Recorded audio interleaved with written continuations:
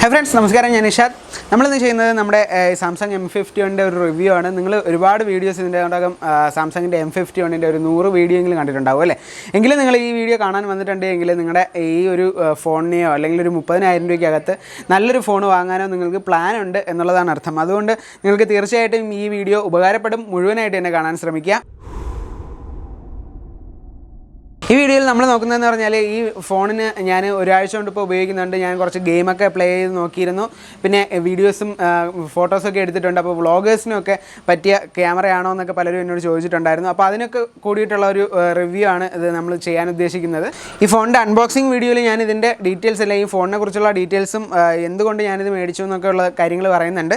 അപ്പോൾ നമ്മൾ ഇതിൻ്റെ റിവ്യൂ ആണ് നോക്കാൻ പോകുന്നത്. ഒന്നാമത്തെ കാര്യം എന്ന് പറഞ്ഞാൽ ഇതിൻ്റെ പ്രൊസസ്സർ എന്ന് പറയുന്നത് സ്നാപ്ഡ്രാഗൺ 730G എന്ന് പറയുന്ന പ്രൊസസ്സറാണ്. സാധാരണയായിട്ട് നോർമലായിട്ട് നമ്മുടെ സാംസങ് ഉപയോഗിച്ച് വരുന്ന എക്സിനോസ് പ്രോസസ്സറിൽ നിന്നൊക്കെ മാറ്റിയിട്ട് ഈ ഒരു പ്രൊസസ്സർ ഉപയോഗിച്ചത് തന്നെയാണ് ഞാൻ ഈ ഫോൺ എടുക്കാനുള്ള മെയിൻ കാരണമെന്ന് വേണമെങ്കിൽ പറയാം.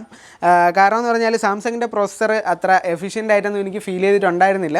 നമുക്ക് വാല്യൂ സെഗ്മെൻറ്റിൽ കൂട്ടാൻ പറ്റുമെന്ന് ചോദിച്ചു കഴിഞ്ഞാൽ ചെറിയ ലാഗും കാര്യങ്ങളൊക്കെ ഉണ്ടായിരുന്നു. പക്ഷേ ഈ ഒരു പ്രൊസസ്സർ ഞാനിപ്പോൾ ഒരാഴ്ച കൊണ്ട് ഉപയോഗിക്കുന്നു. വലിയ ലാഗോ കാര്യങ്ങളോ അങ്ങനത്തെ പ്രശ്നങ്ങളൊന്നുമില്ല. പിന്നെ ഗെയിമിംഗ് എല്ലാം നല്ല രീതിയിൽ തന്നെ പ്ലേ ആക്കാനായിട്ട് എനിക്ക് സാധിക്കുന്നുണ്ട്. ഒരുവിധം നല്ല രീതിയിൽ തന്നെ ഗെയിമെല്ലാം പ്ലേ ആകുന്നുണ്ട്. ഞാനൊരു ഗെയിമറൊന്നുമല്ല, ഞാൻ ഗെയിം സാധാരണ കളിക്കാറുമില്ല. എനിക്ക് ഈ ഒരു വീഡിയോ ചെയ്യാൻ വേണ്ടിയിട്ടാണ് ഞാൻ ഫ്രീ ഫയറിൻ്റെ ഒരു ഗെയിം ഡൗൺലോഡ് ചെയ്തെടുത്തിട്ട് ഇതിനകത്ത് പ്ലേ ചെയ്ത് നോക്കിയത്.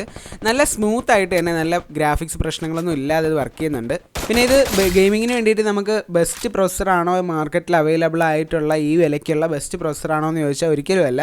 നമുക്ക് റിയൽമിയുടെയൊക്കെ മറ്റ് ഓപ്ഷൻസൊക്കെ അവൈലബിൾ ആണ്. പക്ഷേ ഈ മൊബൈൽ ഈ ഒരു പ്രൊസസ്സറിൽ നന്നായിട്ട് തന്നെ നമുക്ക് ലാഗൊന്നും ഇല്ലാതെ തന്നെ ഗെയിമെല്ലാം കളിക്കാൻ സാധിക്കുന്നുണ്ട്. അതിന് പുറത്ത് മറ്റൊരു കാര്യം എന്ന് പറഞ്ഞു കഴിഞ്ഞാൽ നമുക്ക് ഗെയിമേഴ്സിന് ഏറ്റവും കൂടുതൽ ഇഷ്ടപ്പെടാൻ സാധ്യതയുള്ളൊരു കാര്യം ഇതിൻ്റെ ബാറ്ററി ബാക്കപ്പ് തന്നെയാണ്. നല്ല രീതിയിൽ ഗെയിം കളിച്ച് കഴിഞ്ഞാലും നല്ല രീതിയിൽ അതിൻ്റെ ബാറ്ററി ബാക്കപ്പ് കിട്ടുന്നുണ്ട് എന്നുള്ളത് വലിയൊരു വസ്തുത തന്നെയാണ് നമുക്ക്. അതുകൊണ്ട് തന്നെ ഗെയിമൊക്കെ നല്ല രീതിയിൽ പ്ലേ ചെയ്യാനായിട്ട് സാധിക്കും. പിന്നെ ഒരു 2 മണിക്കൂറൊക്കെ കൊണ്ട് ഇത് ചാർജ് ചെയ്യാനൊക്കെ സാധിക്കുന്നതാണ്. പക്ഷേ ഞാൻ സത്യം പറഞ്ഞാൽ ഒരു 2 ദിവസം കഴിഞ്ഞപ്പോഴേക്കും ഫുൾ ചാർജ് ചെയ്ത് പുറത്ത് കൊണ്ടുപോകണം എന്നുള്ളൊരു മെൻറ്റാലിറ്റി മാറിയിരുന്നു. കാരണം ഫുൾ ചാർജ് ഇല്ലെങ്കിലും തിരികെ വരുമ്പോൾ ബാറ്ററി ബാക്കപ്പ് എന്തായാലും കുറച്ച് ബാലൻസ് ഉണ്ടാവും എന്നുള്ളത് തന്നെയാണ്. പിന്നെ 8GB റാമും 6GB റാമുള്ള 2 വേരിയൻ്റ് ഉണ്ട്. 128GB സ്റ്റോറേജാണ് രണ്ടിലും വരുന്നത്. ഞാൻ എടുത്തത് 8GB റാം വേരിയൻ്റ് ആണ്. പിന്നെ ഇതിൻ്റെ UI സാംസങ്ങിൻ്റെ UI കുറേ കൂടെയൊക്കെ കസ്റ്റമൈസേഷൻ നന്നായിട്ടൊക്കെ അവർ ചെയ്തിട്ടുണ്ട്. ഇപ്പോൾ നല്ല രീതിയിൽ തന്നെ ആ UI വർക്ക് ചെയ്യുന്നുണ്ട്. നേരത്തെയൊക്കെ സാംസങ്ങിൻ്റെ UI സത്യം പറഞ്ഞാൽ അതും എനിക്കൊരു ഇഷ്ടമില്ലാതിരുന്ന ഒരു UI ആയിരുന്നു. പക്ഷേ ഇപ്പോൾ സാംസങ്ങിൻ്റെ UI നല്ലൊരു എക്സ്പീരിയൻസ് ഒക്കെ കിട്ടുന്നുണ്ട്. പിന്നെ ഇതിൻ്റെ ഫിംഗർ പ്രിൻ്റ് എന്ന് പറയുമ്പോൾ നല്ല രീതിയിൽ എന്താ പറയുക, നല്ല പെട്ടെന്ന് തന്നെ ഫാസ്റ്റായിട്ട് തന്നെ ഇതിൻ്റെ ഫിംഗർ പ്രിൻ്റ് വർക്ക് ചെയ്യുന്നുണ്ട്. സാധാരണ സാംസങ് ഫോണിലുള്ള ഫിംഗർ പ്രിൻറ്റിന് ഒരല്പം ടൈം ഡിലേ ഒക്കെ വരുന്നുണ്ടായിരുന്നു. ഈ ഒരു ഫോണിൽ ആ ഒരു പ്രശ്നമില്ല. നമ്മൾ പെട്ടെന്ന് തന്നെ ഫിംഗർ പ്രിൻ്റ് എല്ലാം വർക്ക് ചെയ്യുന്നുണ്ട്. പിന്നെ എനിക്ക് തോന്നിയ കുറച്ച് പ്രശ്നങ്ങളും ഉണ്ട് ഇതിനകത്ത്. ഈ പ്രോബ്ലംസും പറയണമല്ലോ, നമ്മൾ എല്ലാം പറയണം എന്നുള്ളത് കൊണ്ട് ഞാൻ അതും കൂടെ പറയുകയാണ്. യഥാർത്ഥത്തിൽ അത് വലിയൊരു പ്രോബ്ലംസ് ആണോ എന്ന് ചോദിച്ചു കഴിഞ്ഞാൽ വലിയ രീതിയിലുള്ള പ്രോബ്ലംസ് അല്ല. ഞാൻ ആദ്യത്തെ വീഡിയോയിൽ തന്നെ പറഞ്ഞിട്ടുണ്ടായിരുന്നു ഇതിൻ്റെ ബാക്ക് കവർ സത്യം പറഞ്ഞു കഴിഞ്ഞാൽ ഒരു പ്ലാസ്റ്റിക് ഫിനിഷ് ആയതുകൊണ്ട് ഒരു പ്രീമിയം ഫീൽ ഉണ്ടോ എന്ന് ചോദിച്ചു കഴിഞ്ഞാൽ വലിയ ഫീലില്ല. പിന്നെ നമ്മൾ ആൾക്കാരെല്ലാവരും ഹെൽമെറ്റ് ഉപയോഗിച്ചില്ലെങ്കിലും സീറ്റ് ബെൽറ്റ് ധരിച്ചില്ലെങ്കിലും 4 സ്ക്രീൻ ഗാർഡും പിന്നെ പുറക് കവറും ഒക്കെ ഉപയോഗിക്കാൻ മറക്കാത്ത ആൾക്കാരായതുകൊണ്ട് അത് വലിയൊരു പ്രശ്നമാണെന്ന് തോന്നുന്നില്ല.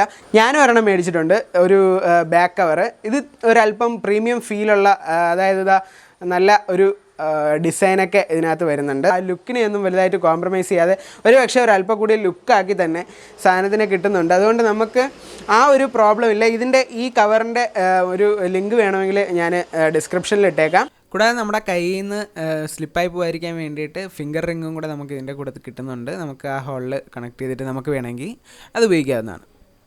പിന്നെ ക്യാമറയുടെ കാര്യങ്ങൾ നമ്മൾ നോക്കുന്ന സമയത്ത് നമുക്ക് നല്ലൊരു ക്യാമറയാണ് ഇതിനകത്ത് കിട്ടുന്നത് കേട്ടോ. ഈ ഒരു പ്രൈസ് റേഞ്ചിൽ കിട്ടുന്ന ക്യാമറകളിൽ ഒരുവിധം നല്ല ക്യാമറയെന്ന് തന്നെ നമുക്ക് പറയാം. പിന്നെ വ്ളോഗേഴ്സിനെയൊക്കെ തീർച്ചയായിട്ടും ഇത് ഉപകാരപ്പെടുന്ന ഒരു ക്യാമറ തന്നെ ആയിരിക്കും. നിങ്ങൾക്ക് മറ്റ് ക്യാമറയൊന്നും ഇല്ലാതെ തന്നെ നിങ്ങൾക്ക് ഇതിൻ്റെ ക്യാമറയിൽ വീഡിയോ എടുക്കാനായിട്ട് സാധിക്കും. അതിന് മെയിൻ ഒരു കാര്യം എന്ന് പറഞ്ഞാൽ നമ്മൾ എപ്പോഴും മൊബൈൽ ഫോണിൻ്റെ ക്യാമറയിലൊക്കെ ഫോട്ടോ എടുക്കുമ്പോൾ അല്ലെങ്കിൽ വീഡിയോ നമ്മൾ വ്ളോഗിങ്ങിനൊക്കെ എടുക്കുന്ന സമയത്ത് നല്ല രീതിയിൽ ചാർജ് തീർന്നു പോകുന്നത് വലിയൊരു പ്രശ്നമാകുന്നുണ്ട് അല്ലേ. പക്ഷേ ഈ ഒരു ഫോണിൽ ആ ഒരു പ്രശ്നം തന്നെ ഉദിക്കുന്നില്ല എന്നുള്ളതാണ്. നല്ല രീതിയിൽ ചാർജ് നിൽക്കുന്നുണ്ട്.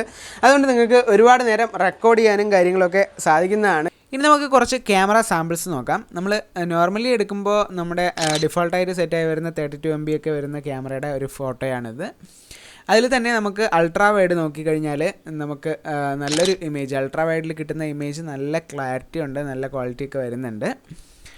പിന്നെ അത് കഴിഞ്ഞിട്ട് നമ്മൾ നോക്കുമ്പോൾ നമ്മുടെ 64 MB മെയിൻ ക്യാമറയാണ് ഇതിനകത്ത് വരുന്നത്. അത് നമുക്ക് സെലക്ട് ചെയ്യില്ല. അൾട്രാ വൈഡ് മാറ്റിയ ശേഷം നമ്മൾ 64 MB സെലക്ട് ചെയ്യുക. അതിൽ അൾട്രാ വൈഡ് നമുക്ക് അവൈലബിൾ അല്ല. നമുക്ക് നോർമൽ ഇമേജ് എടുക്കാനായിട്ട് ഇങ്ങനെ എടുത്തു കഴിഞ്ഞാൽ ഈ ഒരു ക്വാളിറ്റി വരുന്നുണ്ട്. പിന്നെ ബാക്കി കുറച്ച് ക്യാമറ സാമ്പിൾസ് കൂടെ കണ്ടു നോക്കുക. ഇതൊരു ഇൻഡോർ ഇമേജാണ്. ഇത് 5 MB മാക്രോ സെൻസർ വെച്ചിട്ട് എടുത്തിട്ടുള്ള ഫോട്ടോയാണ്. നല്ല ഡീസൻറ്റ് ഇമേജാണ്. നമുക്ക് ലൈവ് ഫോക്കസ് എന്ന പോർട്രേച്ചർ മോഡ് ഓൺ ചെയ്യാതെ തന്നെ ഡീസൻറ്റ് പോർട്രേച്ചർ ഇമേജുകൾ കിട്ടുന്നുണ്ട്. ഇത് ഒരു നൈറ്റ് മോഡ് ഓൺ ചെയ്ത ശേഷം എടുത്ത ഒരു ഫോട്ടോയാണ്. പിന്നെ വീഡിയോ റെക്കോർഡിംഗ് നമ്മൾ നോക്കുകയാണെങ്കിൽ നമുക്ക് 4K റെക്കോർഡ് ചെയ്യാനൊക്കെ സാധിക്കും. നമുക്ക് ഫ്രണ്ട് ക്യാമറയും ബാക്ക് ക്യാമറയും ഉപയോഗിച്ചിട്ട് 4K റെക്കോർഡ് ചെയ്യാൻ സാധിക്കും.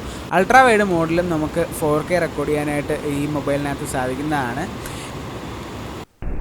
പിന്നെ സ്ലോ മോഷൻ വീഡിയോസിലും നമുക്ക് ഓഡിയോ റെക്കോർഡ് ചെയ്യാനുള്ള ഓപ്ഷൻ അവൈലബിൾ ആണ് എന്നുള്ളത് ഇതിനകത്തുള്ളൊരു പ്രത്യേകതയാണ്.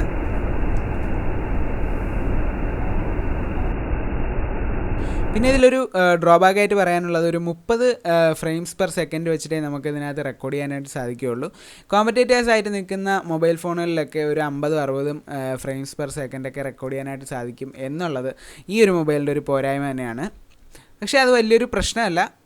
നമ്മുടെ സെൽഫി ക്യാമറയും നല്ല ക്വാളിറ്റിയുള്ള ക്യാമറ തന്നെയാണ്. നമുക്ക് നല്ല രീതിയിലുള്ള ഫോട്ടോസും വീഡിയോസും ഒക്കെ എടുക്കാനായിട്ട് സാധിക്കും. നമുക്ക് സെൽഫി ക്യാമറ ഉപയോഗിച്ചിട്ടും 4K റെക്കോർഡിംഗ് ഒക്കെ ചെയ്യാനായിട്ട് സാധിക്കും. ഇത് നമ്മുടെ പാലത്തിൻ്റെ ഒക്കെ ഒരവസ്ഥയാണ് ആ ഷെയ്ക്ക് വന്നത്. പിന്നെ നമുക്ക് നല്ല ക്വാളിറ്റി തന്നെ കിട്ടുന്നുണ്ട് നമ്മുടെ സെൽഫി ക്യാമറയിൽ. പിന്നെ പോർട്രേറ്റ് നമ്മൾ എനേബിൾ ചെയ്തിട്ടൊക്കെ എടുക്കുന്ന സമയത്ത് എഡ്ജ് ഡിറ്റക്ഷന് ചെറിയൊരു പ്രോബ്ലം ഇതുപോലെയൊക്കെ കാണുന്നുണ്ട്. പിന്നെ ബാക്ക് ക്യാമറയിൽ നമുക്ക് നല്ല ഡീസൻ്റായിട്ട് തന്നെ ബ്ലറൊക്കെ കറക്റ്റായി കിട്ടുന്നുണ്ട്. പിന്നെ ഇതിൻ്റെ ഡിസ്പ്ലേ എന്ന് പറഞ്ഞു കഴിഞ്ഞാൽ നല്ലൊരു ക്വാളിറ്റി ഉണ്ട്. നല്ല രീതിയിലുള്ള ക്വാളിറ്റി ഉള്ള ഒരു ഡിസ്പ്ലേ തന്നെയാണ്. 60 Hz ഉള്ളൂ എന്നുള്ളത് ഈ ഒരു പ്രൈസ് റേഞ്ചിൽ വേറെ ഫോണുകൾ ഇപ്പോൾ നമ്മൾ നോഡ് നോക്കിയാലും റിയൽമി ഫോണുകൾ നോക്കിയാലും ഇതിനേക്കാൾ നല്ല റീഫ്രഷ് റേറ്റുള്ള ഡിസ്പ്ലേകൾ അവർ പ്രൊവൈഡ് ചെയ്യുന്നുണ്ട്, കൊടുക്കുന്നുണ്ട്. പക്ഷേ അത് നമുക്ക് ഇതിനകത്തൊരു വലിയൊരു പ്രോബ്ലം ഒന്നും ആയിട്ട് തോന്നത്തില്ല കേട്ടോ. നല്ല രീതിയിൽ തന്നെ അതിൻ്റെ നമുക്ക് സത്യം പറഞ്ഞാൽ വലുതായിട്ട് നമ്മൾ നോട്ടീസ് ഒന്നും ചെയ്യാൻ പോകുന്നില്ല. നല്ല ക്വാളിറ്റി ഇതിൽ കിട്ടുന്നുണ്ട്. പിന്നെ സ്പീക്കറിൻ്റെ വോളിയത്തിനെ പറ്റി പറയുകയാണെങ്കിൽ നല്ല സാമാന്യം തെറ്റില്ലാത്ത രീതിയിലുള്ള നല്ല വോളിയം നമുക്ക് ആ സ്പീക്കറിൽ നിന്ന് കിട്ടുന്നുണ്ട്. അതുകൊണ്ട് തന്നെ നമുക്ക് ഒരുവിധപ്പെട്ട കാര്യങ്ങളെല്ലാം നമ്മൾ ഇതിൽ നിന്ന് കാണുമ്പോൾ ഹെഡ്സെറ്റിൻ്റെ സഹായം ഇല്ലാതെ തന്നെ നല്ല രീതിയിൽ കേൾക്കാനും ഒക്കെ നമുക്ക് സാധിക്കുന്നുണ്ട്. അങ്ങനെ വലിയ പ്രശ്നങ്ങളൊന്നും ഇല്ല. ഈ ഒരു പ്രൈസ് റേഞ്ചിൽ ഇത് തന്നെയാണോ ബെസ്റ്റ് ഫോണെന്ന് ചോദിച്ചു കഴിഞ്ഞാൽ ഞാൻ ബെസ്റ്റ് ഫോണെന്നൊന്നും പറയാൻ പറ്റത്തില്ല. പക്ഷേ ഒരു ഡീസൻറ്റ് ഫോൺ തന്നെയാണ് ഈ ഒരു പ്രൈസ് റേഞ്ചിൽ. കാരണം കുറച്ച് കാര്യങ്ങൾ കൺസിഡർ ചെയ്ത് കഴിഞ്ഞാൽ നിങ്ങൾക്ക് മനസ്സിലാവും നിങ്ങളുടെ ആവശ്യത്തിന് അത് വേണ്ട കാര്യങ്ങളാണ് എങ്കിൽ നിങ്ങൾക്ക് ഇത് കൺസിഡർ ചെയ്തിട്ട് മേടിക്കാവുന്നതാണ്. ഒന്നാമത്തെ കാര്യം എന്ന് പറഞ്ഞാൽ ഇതിൻ്റെ ബാറ്ററി തന്നെയാണ്. ബാറ്ററി ചാർജ് ഇത്രത്തോളം നിൽക്കുന്നത് എന്നെ സംബന്ധിച്ചിടത്തോളം അത്രയും വലിയൊരു ആവശ്യകത ഉള്ള കാര്യം തന്നെയാണ്. ഇതിൻ്റെ ബാറ്ററി ചാർജ് എന്ന് പറയുന്നത് അത്രയും ബാറ്ററി സപ്പോർട്ട് കിട്ടുന്നത് എനിക്ക് ആവശ്യമുള്ള കാര്യം തന്നെയാണ്. രണ്ടാമത് ഞാൻ നേരത്തെ വീഡിയോയിൽ പറഞ്ഞിട്ടുണ്ടായിരുന്നു, എങ്കിലും ഒന്നുകൂടെ പറയാം. നമ്മുടെ ഈ ഹെഡ്ഫോൺ ജാക്ക് നമുക്ക് 3.5 ഇതിൽ അവൈലബിൾ ആണ് എന്നുള്ളത് എനിക്ക് വലിയൊരു ഉപയോഗമാണ്. നമ്മൾ ഈ ക്യാമറ റെക്കോർഡ് ചെയ്യുന്ന സമയത്തായാലും പിന്നെ സെൽഫി സ്റ്റിക്കൊക്കെ കണക്ട് ചെയ്യുമ്പോഴും നമുക്കതൊരു ഉപയോഗം തന്നെയാണ്. ഇതൊന്നും എടുത്തു കളയാനുള്ള സമയമൊന്നും ആയിട്ടില്ലെങ്കിലും മറ്റ് ഫോണുകളിൽ നിന്നൊക്കെ അത് ഞാൻ ഈ പറഞ്ഞ റിയൽമി ആയാലും നോഡിൻ്റെ OnePlus നോഡിൻ്റെ ഫോണൊക്കെ നമ്മുടെ ഈ ഫോണുമായിട്ട് കമ്പയർ ചെയ്യുന്ന ഫോണുകളാണ്. അതിലൊക്കെ നമ്മൾ നോക്കുമ്പോഴും ഈ ഒരു പോർട്ട് മിസ്സിംഗ് ആണ്. പിന്നെ ഇതൊരു ഫ്ലാഗ്ഷിപ്പ് പ്രൊസസ്സർ എന്നൊന്നും നമുക്ക് പറയാൻ പറ്റത്തില്ല. ഈ വിലയ്ക്ക് ഇതാണ് ബെസ്റ്റ് പ്രൊസസ്സർ എന്ന് പറയാൻ പറ്റത്തില്ല. 850 865 പ്ലസ് പ്രൊസസ്സറുകളൊക്കെ വരുന്ന ഫോണുകൾ ഇപ്പോൾ മാർക്കറ്റിൽ ഈ വിലയ്ക്കൊക്കെ അവൈലബിൾ ആണ്. അതുകൊണ്ട് നിങ്ങൾ പ്രൊസസ്സർ ലേറ്റസ്റ്റ് തന്നെ വേണം, ഫ്ലാഗ്ഷിപ്പ് പ്രൊസസ്സറൊക്കെ വേണമെന്ന് നിങ്ങൾ ആഗ്രഹിക്കുന്നുണ്ടെങ്കിൽ ഇതല്ല നിങ്ങളുടെ ഫോൺ. നിങ്ങൾക്ക് വേറെ ഫോണുകൾ എടുക്കാവുന്നതാണ്. ഇപ്പോൾ തന്നെ തറ വീണിട്ട് ഒരു പരുവായേനെ, ഇതിപ്പോൾ കയ്യിൽ നിന്ന് ഇപ്പോൾ പോയേനെ. ഇതുമായിട്ട് കമ്പയർ ചെയ്യാൻ പറ്റുന്ന 1-2 ഫോണുകളുടെയൊക്കെ ഡീറ്റെയിൽസ് ഞാൻ ഡിസ്ക്രിപ്ഷനിൽ കൊടുത്തേക്കാം. നിങ്ങൾക്ക് അതൊക്കെ വേണമെങ്കിൽ നോക്കിയിട്ട് കമ്പയർ ചെയ്ത് ഏതാണ് വേണ്ടതെന്ന് വെച്ചാൽ നിങ്ങൾക്ക് തീരുമാനിക്കാവുന്നതാണ്. ബാറ്ററി, ക്യാമറ, ഡിസ്പ്ലേ സൈസ്, പിന്നെ ഇതൊരു ചൈനീസ് ബ്രാൻഡ് അല്ല എന്നുള്ളതൊക്കെ നിങ്ങൾ കൺസിഡർ ചെയ്യുന്നുണ്ട് എങ്കിൽ നിങ്ങൾക്ക് ഈ ഫോണുമായിട്ട് ധൈര്യമായിട്ട് മുന്നോട്ട് പോകാവുന്നതാണ്. എന്തായാലും വീഡിയോ ഇഷ്ടപ്പെട്ടിട്ടുണ്ടെങ്കിൽ ചാനലും സബ്സ്ക്രൈബ് ചെയ്യുക. കൂട്ടത്തിൽ ആ ബെൽ ബട്ടൺ കൂടെ ഒന്ന് കുത്തി പൊട്ടിച്ച് കഴിഞ്ഞാൽ ഞാനിടുന്ന വീഡിയോസൊക്കെ നിങ്ങൾക്ക് അപ് ടു ഡേറ്റ് ആയിട്ട് കാണാവുന്നതാണ്. വീഡിയോ ഇഷ്ടപ്പെട്ടിട്ടുണ്ടെങ്കിൽ ലൈക്കും ഷെയറും ചെയ്യാൻ മറക്കാതിരിക്കുക.